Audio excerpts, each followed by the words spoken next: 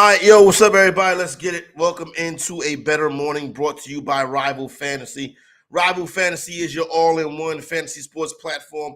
Good morning to each and every last single one of you by your name. I'm Corey Parson, the fantasy executive.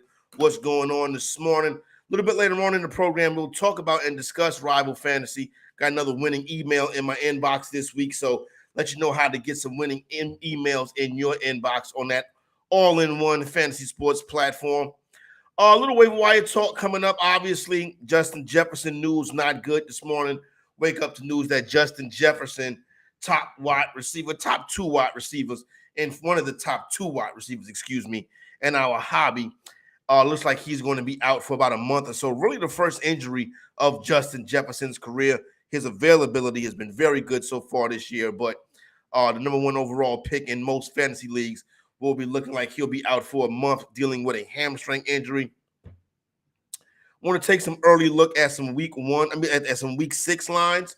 Seen a couple things already. I think you might want to hop on ASAP so you can have a winning weekend. I feel very good about the week 6 slate. So you can expect to see some parlays flying around. But I got to start off with what took place last night out there in Las Vegas. Seeing the Sphere all lit up for Monday Night Football. Well, the Las Vegas Raiders got their second win of the year, a 17-13 victory over the Packers. The Raiders covered the 2.5.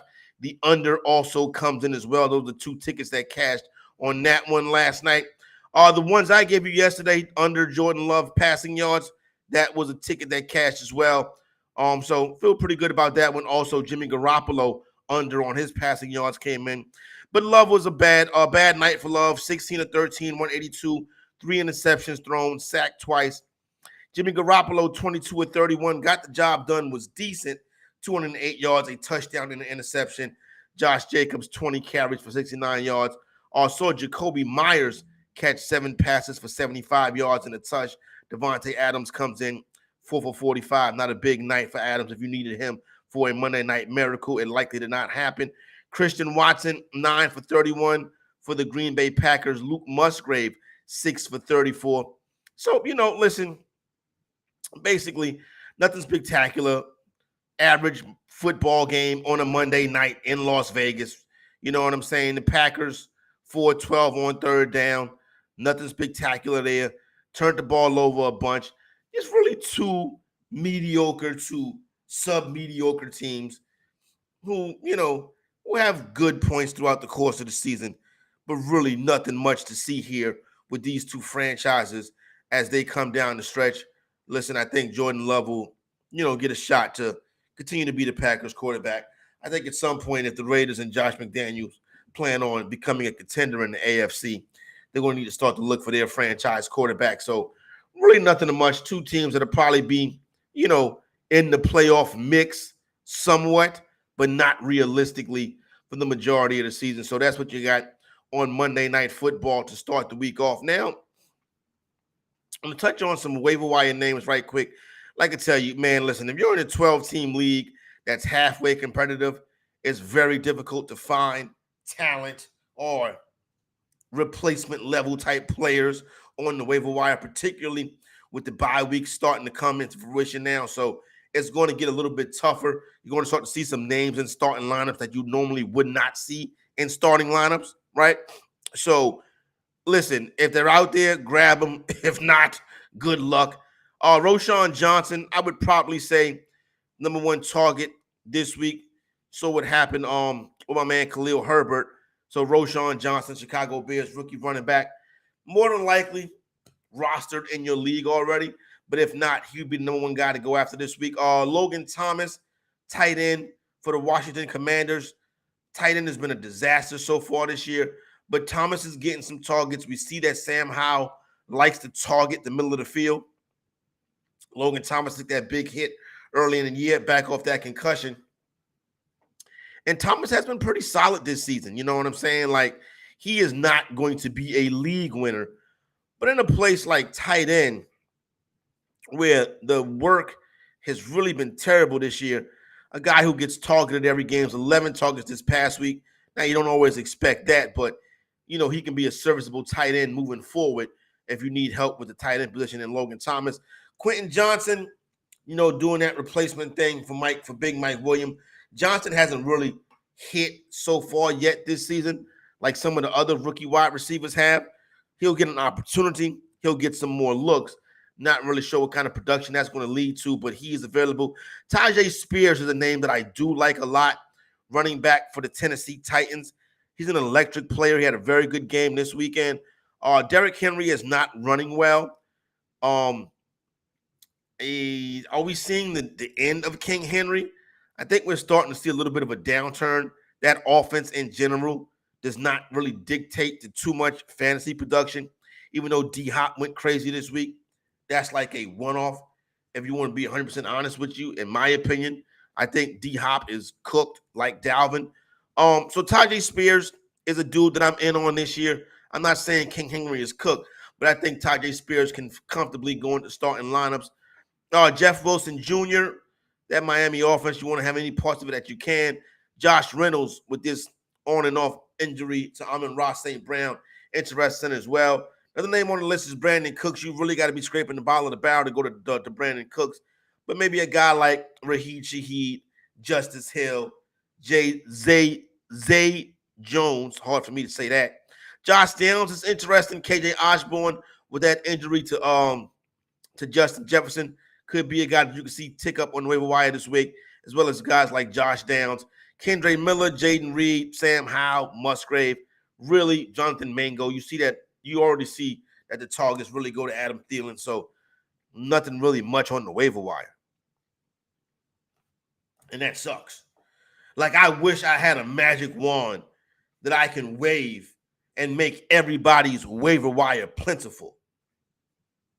But I don't have that capability. I don't have those kind of magical powers where I can wave a magic wand and boom, Tyreek Hill is sitting on your waiver wire. It's not going to happen. This is the part of the year where you're going to be picking up some Jonathan Mangos. You're going to be looking at a 2.7 in the PPR in your starting lineup. It could happen.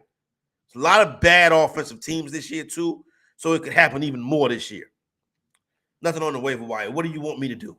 I'm the fantasy executive. I'm not a magician. I can't poof, you know what I'm saying? And boom, Jerome Ford's on your waiver wire. I can't do that. I don't have those capabilities. I can tell you how to win rival fantasy, you know what I'm saying? I can point you into the right direction, and that direction is to the Fantasy Alarm All-Pro subscription, where you can unlock all the content for all sports, including annual draft guides, daily and weekly rankings, value vault, position coaches, and more. You can go to fantasyalarm.com/win and get that information. But me, myself, personally, I can't do it. You know what I'm saying? It's not in my bag of tricks to make people mysteriously pop into your waiver wire and your league mates don't grab them before you do. Don't have that kind of power. But the people over at Fantasy Alarm with that all-pro subscription can send you on your way, because basketball is right around the corner now too. You know what I'm saying? So you want to start to get ready for them good DFS nights that's coming up with football, basketball, Major League Baseball playoffs, which I'll touch on in a minute. But I want to take an early look at what's going on this week. It starts off with Thursday Night Football, Amazon Prime. Kansas City, a 10.5-point favorite over Denver. Normally, I would never back Kansas City laying 10 versus Denver when it's double-digit spread in their home building in a primetime game. But there's no way you can click on the Denver Broncos. Baltimore and Tennessee International Series, if I'm not mistaken, this weekend. And I look at Baltimore. This is a bounce back spot for the Ravens, but you really don't feel good about laying 3 in the hook with Baltimore. But I do think this is a bounce back spot for the Ravens, but I need to see more from Baltimore right now. I'm not satisfied. I can't take my money to the counter on Baltimore Ravens in the ATS situation. And the money line situation, sure. In the ATS situation, probably. But International Series is not really something that I like to get down with anyway. It's like my handicapping is still handicapping that time on Sunday mornings. You know what I'm saying? So International Series at Tottenham Hotspur Stadium. It's a 9:30 a.m. Eastern time start, so make sure you have your lineup set early on Sunday morning. But really, it's no reason to ever take dudes like Lamar Jackson out your lineup, whatever the case may be. Carolina goes to Miami. 13.5 is a big number. But what does Carolina do to make you think that they can keep up with Miami? Nothing. So I'm not laying it, but I'm definitely not taking Carolina. Seattle and Cincinnati. This is interesting right here. Cincinnati's a 2.5-point favorite at home. I would take the 2.5 with the Seahawks. San Francisco laying 5 on the road versus the Cleveland Browns. You know we must genuflect at the altar of the soon-to-be Super Bowl champion San Francisco 49ers. The parade in the Bay Area. Now they're going to have to board up the CVS's so they don't steal out of them. But there will be a parade in San Francisco this year. After 5 weeks of NFL football, we've already known that San Francisco is the best team. Let's go ahead and plan the parade for them. All right, but I think that they're going to listen. I'm not doubting San Francisco, put it like that. But I want to see what kind of game Deshaun Watson has versus this 49ers defense. New Orleans Saints, Houston Texans in Houston, a little Bayou Bowl right here. Bayou Bowl down there in that southwest area. I would take the 1.5 with the Texans.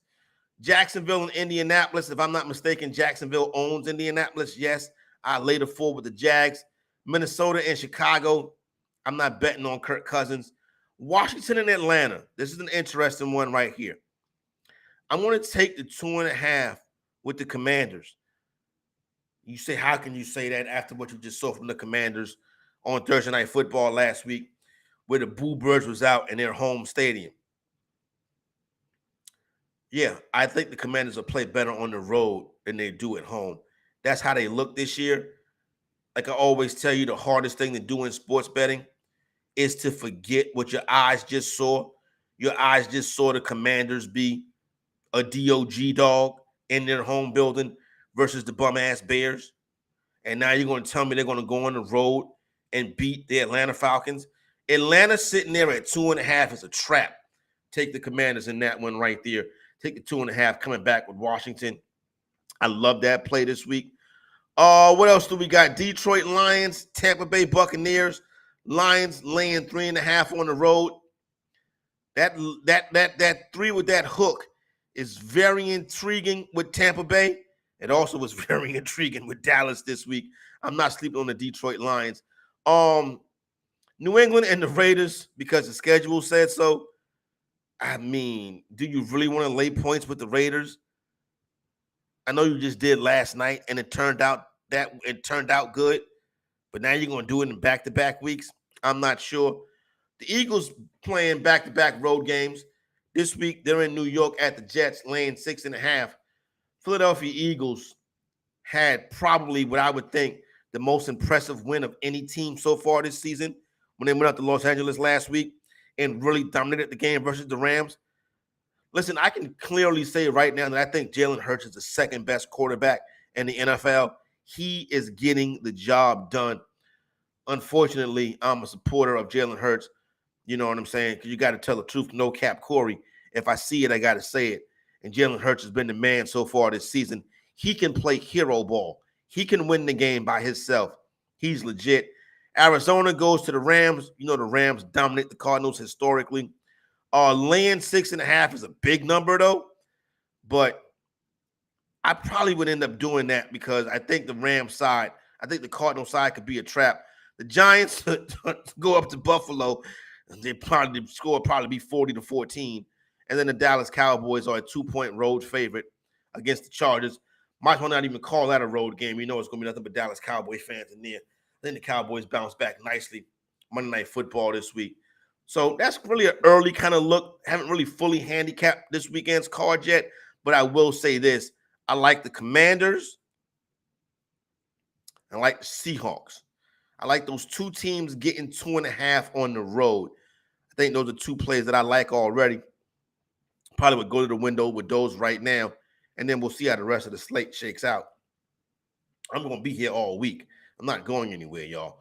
Last night, Major League Baseball, Philadelphia Phillies, Atlanta Braves out there in Atlanta. The Braves get a 5-4 victory, an amazing double play to end the game. So shout out to the Atlanta Braves. That series tied up 1 game apiece, headed to Philadelphia. It's going to be a good series. 2 good competitive teams, 2 good baseball markets. Like to see that. The Diamondbacks and the Dodgers. The Dodgers are like the Dallas Cowboys, bro. Diamondbacks 4, Dodgers 2. Diamondbacks in their 84 wins now have a 2-0 series lead with the series going to Arizona. Your man, last night it was Brad Miller not getting it done for the Los Angeles Dodgers. Zach Gallen, electric for the Diamondbacks. Tonight, Major League Baseball playoff action. The Baltimore Orioles, the poverty franchise that is the Baltimore Orioles. Oh, we the big bad Orioles. We here now, 101 wins. Going on the road tonight, down 2-0 to the Texas Rangers. Yeah, please. If Baltimore Orioles get swept out this first round, it's going to be Baltimore Orioles fans are going to hear about this one. But the Orioles in the spot tonight. Creamer versus Evaldi. Texans are -140 favorite. The total comes in at 9.